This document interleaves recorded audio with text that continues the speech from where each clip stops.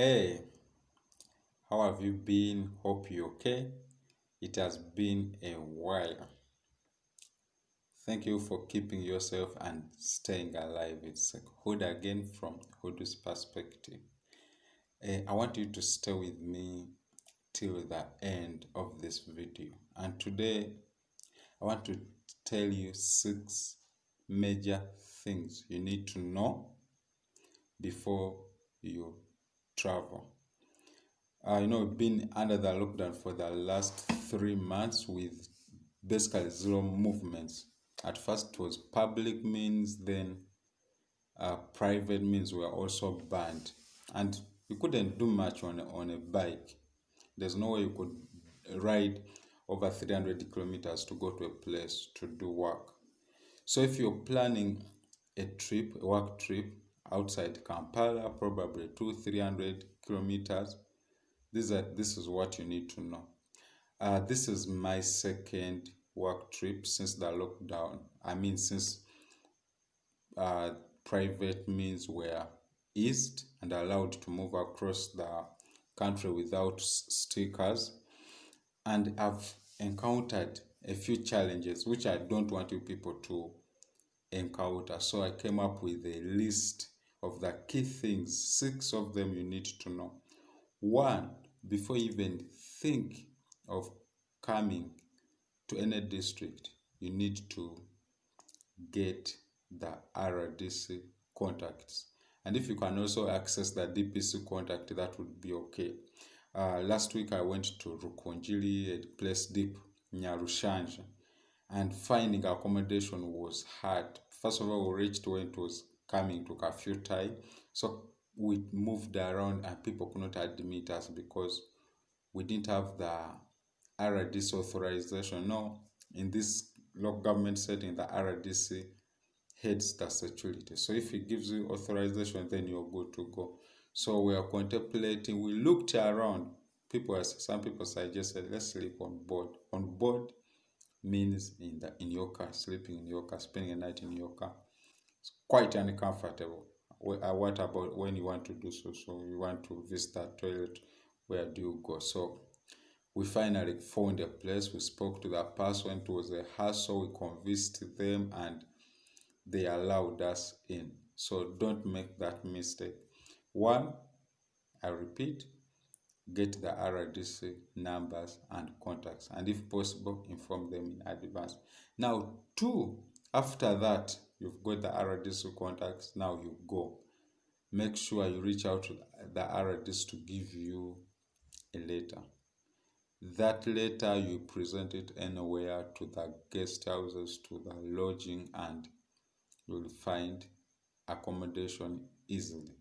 So that's very important. You remember when the lockdown was beginning, the first directive from the president was he banned all lodges, accommodation, guest houses to admit people. So important, always get a letter from the RDC.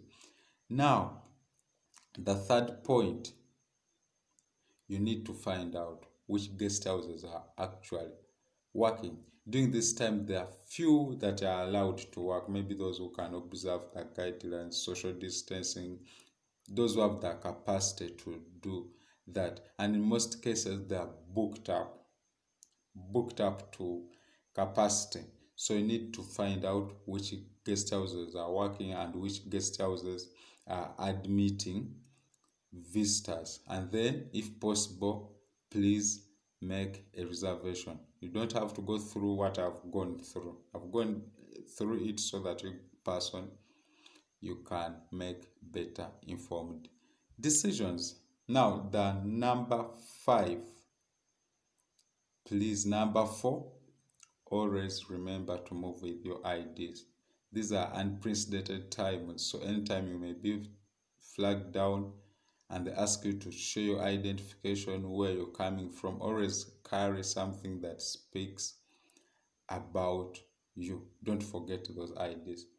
Now, number 6, please carry your face mask. Whether you don't believe in wearing it, carry it. If you're going up country and you're going to meet people like me this week are meeting, interacting with farmers in farmers in Napak districts. So people fear, these people have phobia for COVID-19, and every time they see you coming from Kampala, they literally freak out. So carry your face mask and hand sanitizers. You have to sanitize. That's when people will be comfortable to deal and interact with you. So important. Then number 7, please, curfew time is still effective. Don't be stupid moving beyond curfew time. You can get away with it, yes, but what if you find an LODU or Amegas that will not listen to any excuse, and then they put you in jail? So when I was coming, we're coming to Napak we set off from Kampala at I think it was coming to midday, and we made a mistake when we were coming. We took a detour. We passed through Tirinyi Palisa, then Palisa Kumi. We wanted to cut off the Ambaye road, but that was a mistake because most of the road, the Palisa Kumi road, was not done. So we lost basically 1.5 hours trying to navigate through those roads. By the time we were reaching Soroti, it was curfew time. So we were advised to sleep over. So if you know you're going up country, you're traveling more than 300 kilometers, please be mindful of the curfew times. So either set off early, or if you can't set off early, put money aside for lodging. And lodging is not easy during these times. You have to move around, and they're expensive because there are few that are allowed to operate.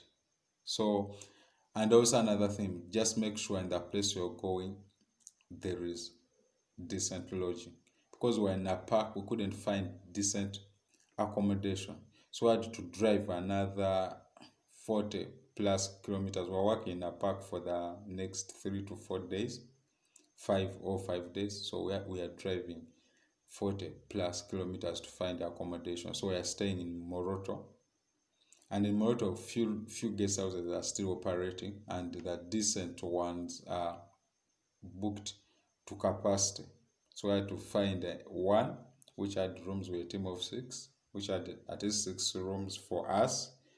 It's called Obama and Sons, so that's where we are residing.